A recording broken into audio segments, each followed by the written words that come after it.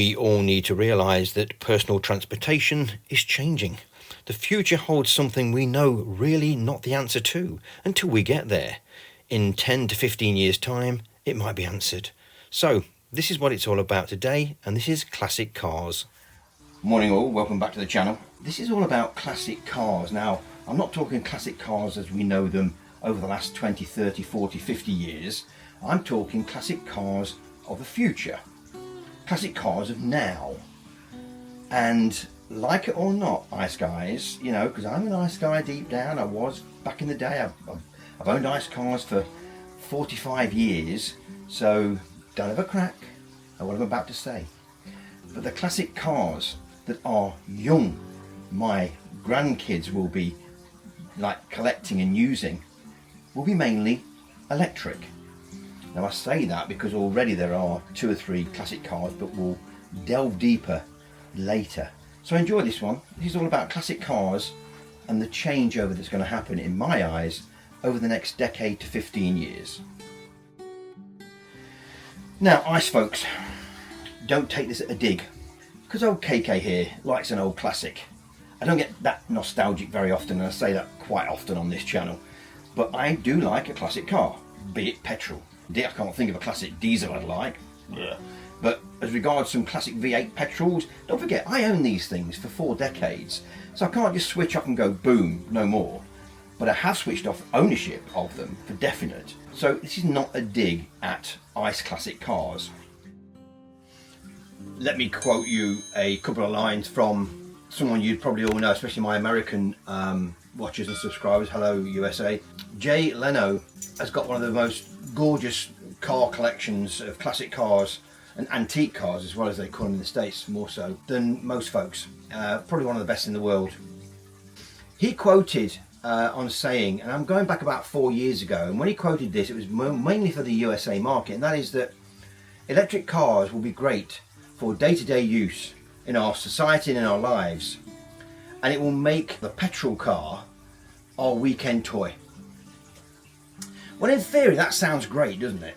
Whereas your nice electric car during the week will take you to work and back, it will go and do the grocery shopping and everything else, and then at the weekend you pull out this big V8 muscle car, or the 1.6 Cortina here in the UK, or an Austin Healey, or whatever you've got tucked away in your garage, so in your thousands of pounds, just for 1 day a week. And so Jay, he probably got it right now, or 4 years ago. In 10 years, maybe still in the USA, but only just. I think in 10 years time the USA will be behind the rest of the world because of certain political views from the orange guy. Now, before someone comes on here and says, oh, you're a liberal, you're a left winger. No, I'm not. I'm a centralist. I will listen to the right, I will listen to the left. I find a middle ground. So that's my political view. Although I've said it before, this channel is not a political channel. Let's move on. So back to the Jay Leno thing. Yeah, I kind of get it, Jay. You know, in a perfect world where you can all afford this $30,000, $40,000 or $50,000 car stuck in your garage doing nothing all week, that you've still got to service, you've still got to oil change, you've still got to put fuel in it, you know, you've still got to buy parts for it, or hunt for parts, basically. You've still got to insure the damn thing, and then when you have an accident, it'll probably get written off because you can't get the parts. And there's so much against classic car ownership at the moment, even now, where it's quite easy in comparison to how it's going to be in 10 to 15 years. You've got to shoot forward and think what was going to happen in the next decade to 15 years. It's a dramatic swing, a dramatic change from the norm, from what we are used to now, today as we speak. I have noticed with certain classic cars, even here in the UK, some have gone through the roof. Now, the only ones going through the roof on petrol classic cars are mainly mint, super low mileage, virtually straight out the factory with only demo mileage on them or delivery mileage, and they are mint, and they've been kept under wraps and, you know, in heated garages and etc for years and years, and then they go to auction and they fetch 60, 70, 80, 90,000 for a bloody Ford Cosworth. They are the mint ones. They are the ones that will end up in museums. They are the ones that will go to very rich collectors who seem to think having this collecting dust is great. They're the only ones going up in serious value. what people are doing are hanging on for dear life with their claws to their old petrol car because they don't want to invest in a new petrol car, and they haven't got the budgets to go out and buy a 30, 40, 50,000 pound petrol car, when just around the corner that 25,000 pound EV, which will be faster, cleaner, cheaper per mile, less servicing, 70% less parts, you'll fuel up at home, or the majority of us will. There are going to be massive changes. As we are today, here in mid-2025, there is a time and there's a place for a classic car show.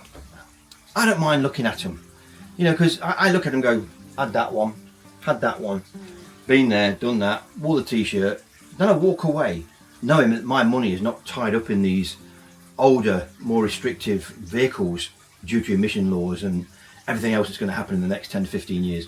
So yes, I enjoy a classic car show, but I'm so glad we're pulling away from fossil fuels. That's just me. And I know there's going to be people watching this now saying, oh, he's green, he's a hugger. No, I just want a cleaner planet. I want my grandkids to think, oh, Grandad had electric cars since blah, blah, blah. He did his bit for society because he weren't spewing out all that exhaust crap from the back of it. And I think this will be partly the downfall of classic cars. EVs have come on board, and EVs have changed the way people look at pollution and the way they look at older cars. So, emission laws, that could be number one that could screw the classic car a bit more than it does now. I'm not on about tomorrow, I'm not on about 2027 or 2028, I'm on about maybe 15 years time, when 85% of the cars on UK roads could all be electric. So number two in my eyes, why the ICE Classic won't survive, is fuel. Fuel is predominantly still mass produced and still relatively cheap if you knock the tax off it. We all know that. We all pay far too much tax here in the UK.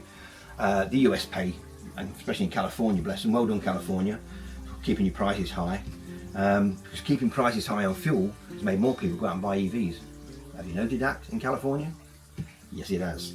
If you think that there are going to be the same amount of filling stations, gas stations, petrol stations, whatever you want to call them, as there is now in 10 to 15 years time, then you're delusional. The nearest pump to you who's got that ICE Classic could be 50 mile away. Are you willing to travel 50 mile to go and fill up or put 30 pounds worth of fuel in your tank? Because you're not going to use all that fuel if you're only out there very rarely in it.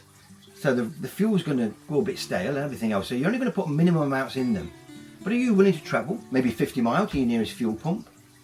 I wouldn't be, for sure. Because 15 years from now, I would say 50% at least, if not more, of all the gas and filling stations that you know of today will be gone. Because of those going, it means with less demand, obviously, because that's what will kill them off, some will turn into charging hubs, no doubt about that. EV charging hubs, where you still have your local shop, you still have a cafe, and you'll go in, you'll just sit there for 10 minutes, because in 15 years time that's all you'll need for an electric car to charge it, from 0 to full, about 10 minutes. So you'll go in, 10 minutes, get a packet of cigarettes or a packet of crisps, or even a quick coffee, sit there, give it 10 minutes, you're fully charged away, you've got 500 mile in your tank, boom, you're gone. So the days of filling stations are coming to an end. So that's my number two against any ICE cars, and especially classics, because where are you going to get your fuel? Right, number three on my list, why I don't feel that ICE cars will carry on being classics but EVs will, is the cost of fuel. I say this because, again, predominantly at this time, as we speak, and for the next 3, 4, 5, maybe 6 years, the oil industry will carry on at the same level. It might slightly go up a bit with Trump and his boys, but there will be a time when it just drops off a cliff. I say that because already there has been a worldwide glut of petroleum fuels only because of one or maybe two countries in the world that have done the EV transition and going through it big time, and that's China and Norway.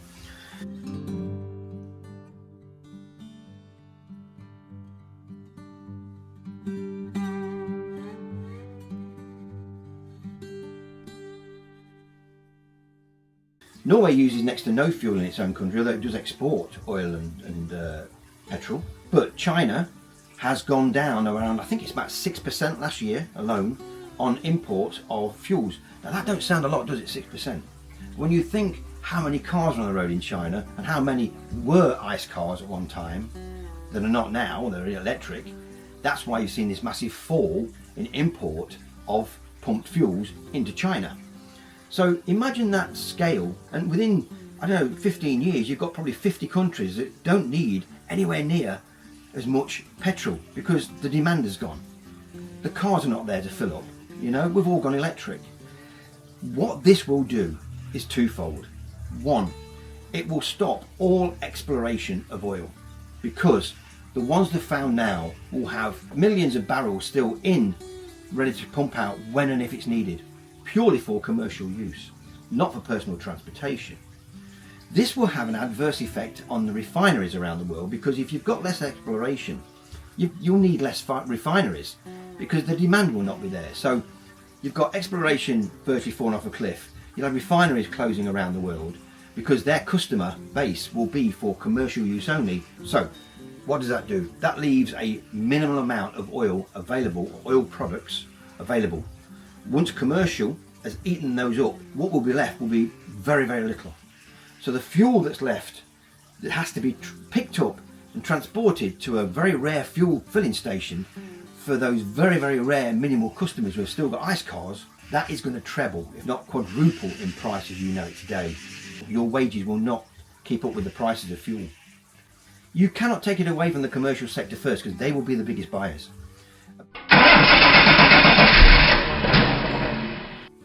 Okay, my next one, parts.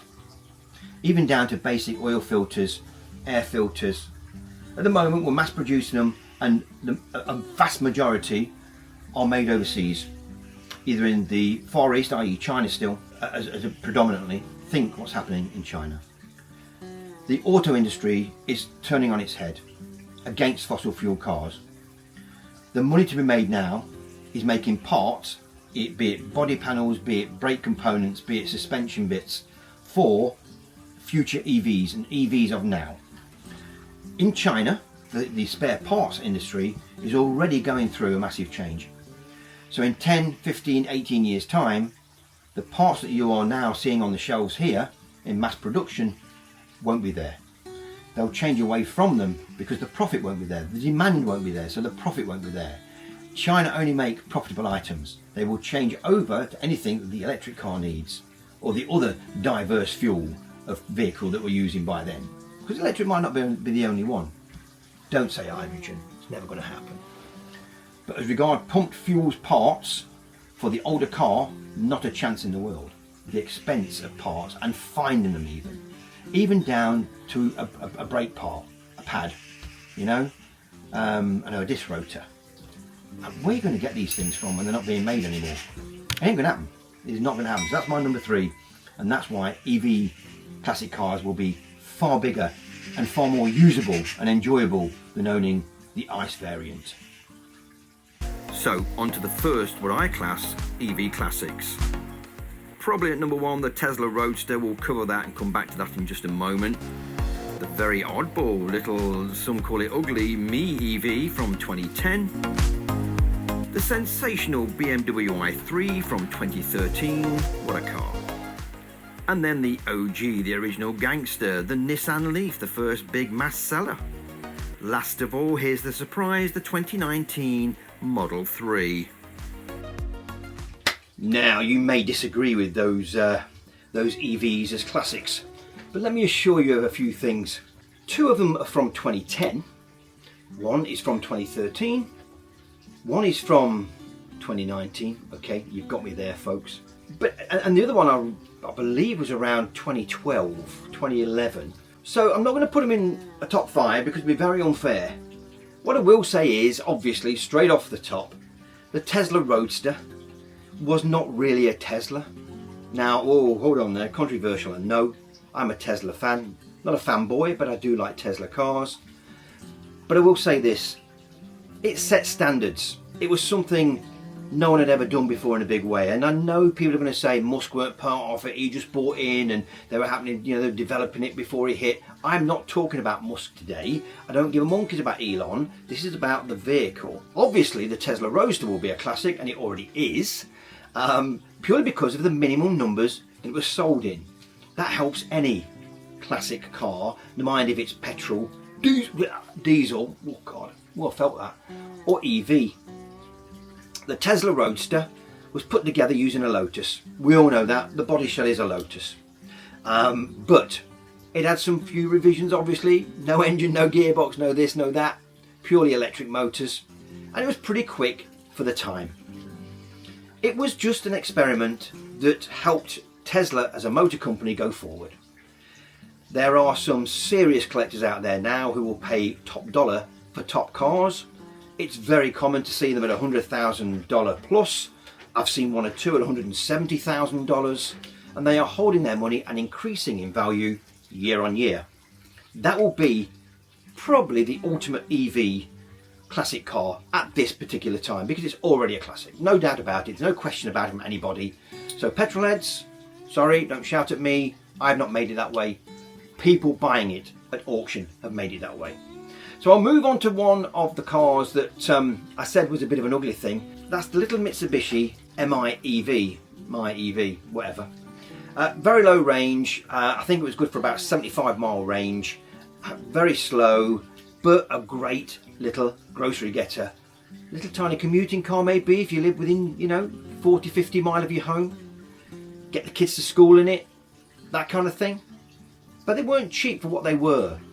But they will be classics because of that oddball shape. Now there was a couple of other cars made in the same vein, but I'm not going to mention them. I'm just going to stick with the Mitsubishi as the example of that era. Slinky little shape, you know. It was. I didn't think it was ugly. I think it was all right actually, but I wouldn't have bought one. You do see a few now for sale still, and it's amazing how they are still going along, you know, day to day and being used. And they were from 2010. So they will be a big one to have in the future, I think, as a classic. Okay, I'm going to bring the OG in, the original gangster. That's got to be the Nissan Leaf. Now, a lot of people didn't like it. A lot of people loved it. I quite liked that early Nissan. I had a Nissan Leaf. On this channel, you will find one where I miserably go out of range. Go and have a laugh at me. You'll find it. It's got an AA truck in as the picture with me like this. You'll find it. Go and have a laugh at that. In my early days of EVs. It was, I bought it for the wife predominantly, but I then started using it, and then I sold my Mustang GT and it went from there and rolled on. But the Nissan Leaf from 2010, wow, that will be 100% classic. And again, it kind of like already is, because if you've got one out there that's in lovely condition with reasonably low mileage, I reckon, you know, within the next 5 years, I reckon you could take it to any classic car show, be it a petrol car show, whatever, and go, here, look, you know, this is getting on for 20 years old. This has now become a classic car. Because this is another thing with it. Where do folks think the name classic starts and finishes? Has the car got to be 5 years old? 10 years old? You know, 20 years old? I don't know. I don't know. I've always considered a classic car to be a minimum of 20 years old. Not great at the time, but now has become something that people want because of what it did, what it supported, what it meant, but what it gave to people. I think that's what makes a classic. Quote below, comment below if you think I'm wrong, but I do believe that's what makes a classic. And it doesn't have to have an engine. And this is where I kind of differ from other people. I don't get this, it's a classic because it's got a V8. It's a classic because, you know, it has a 3-cylinder engine. Or it's a classic because it was noisy and vibrant and fast. No, no, no, no, no. It all depends what you see as a classic car. We are all different.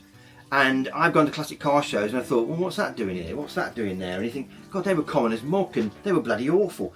But to other people, they're classics. So that's why I'm edging in these EVs before anyone can make, you know, you go and make your own mind up about them. But this is my top 5.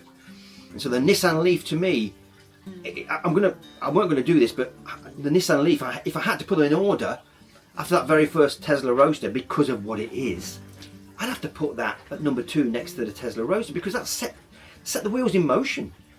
You know, when them things were new, Nissan didn't make any money on them and the battery packs were phenomenally expensive. And so it just shows how things have come on since 2010. And imagine another 15 years down the road. Wow. I can't wait. I really can't. Hopefully I'm still on the planet in 15 years time, looking and going, told you so, told you so. But anyway, that's the Nissan Leaf. Got to say that, 100% classic already, I believe. Next one, I'm going to bring this one in now because it's going to be very controversial. The original 2019, early 2019, some people say it was late 2018, but early 2019 Model 3 from Tesla. This car is still classed as a day-to-day car. This car at the moment is not really a classic car. It is in one way, or maybe two ways. One, it sets standards that we expect today out of every single EV. Range, speed, phenomenal things, tech, you know. Minimalism was another thing that it set standards on, although people are rebelling against that a tiny bit now. They want buttons again. But the Model 3, in another 10 years time, if you've got an early 2019 model in 10 years time, it's edging for 16, 17 years of age by then. And if you've got a nice clean one and you ended up going to a classic car show in it, I think people would look at it, because by then things are going to be moving on so much, it will become what it is, and it set standards. So controversial and still very modern, not yet a classic, but soon to be one. Definitely last but not least, and after my 5 here, I'd love you to comment below and give your top 5 EVs, and if you think I've got it really pretty much crack on, just give me a thumbs up. Always appreciated down in the comments. It helps the analytics and it gets people motivated into the comments section, which I always reply as much as I possibly can. So yeah, got to be the BMW i3. Now I've had one of these things. I didn't have the very first 2013 model with the smaller battery pack and everything. I waited till the second generation came out and it had the Rex, the range extender. Would I have a range extender now? No, of course I wouldn't. It's not needed with modern EVs, I don't feel, and again, one or two of you are going to curse me there. I had the range extender model. We used that range extender and let it come in and burping with that little 600cc engine in the back twice in 18 months of ownership. So was it worth carrying around that engine in the back with that little tiny fuel tank? I don't think it was. But yeah, if you can get yourself an early 2013 BMW i3, what a car. Wow, even the way they made it was phenomenal and set standards in the EV world, because all their factory was you know, as green as possible, and the sustainability was massive for BMW with that i3 to prove a point. Similar to Tesla do it as well in the Model 3. All the Tesla factories are solar panel and everything else, and the sustainability is phenomenal. But the BMW i3 from 2013 set standards, and those funky suicide doors. Some people loved them, some people hated them. I didn't mind them. My wife hated the damn things, and she drove that as much as I did. And that was the other thing about it. It turned on a sixpence. It was brilliant. Excellent town car. But if you had the later model, and still is now, a brilliant all-round EV with near enough 200-mile range in the summer. So that's my 5. I'm not going to top them 1 to 5. It's very unfair if I do. But I've got to put the Tesla Roadster at number 1, because that was the kind of first sports EV vehicle that already is fetching serious bucks. And don't forget, I'm going to finish this off by saying that just because it's a classic car, it doesn't mean that it's worth a fortune. Let's get that 100% right. I've had me say, I'm going to come to an end. I will say one final thing, and that is that if you feel that petrol classic cars in 15 to 20 years time are still going to be on the road, have you say, you know, comment below. I just don't feel that they will be when you've got other alternatives that will be classics and they will be electric.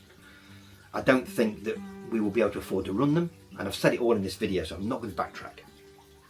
So we'll catch you again. Thanks for watching. Please subscribe, and if you've not been to this channel before and you've just dropped in saying, who's this nutter chanting away, it's me, where have you been? Subscribe please, I'd love you to. It helps the analytics. We'll catch you later. Comment below. Bye bye.